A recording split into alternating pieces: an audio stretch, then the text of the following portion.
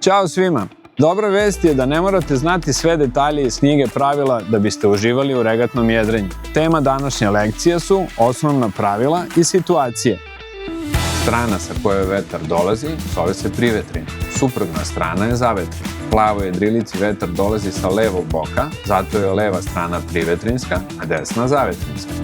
Jedrilica jedri levim ili desnim bokom, u zavisnosti od toga koja je strana privetrinska. U ovoj situaciji plava jedrilica jedri levim bokom, a ljubičasta desnim bokom.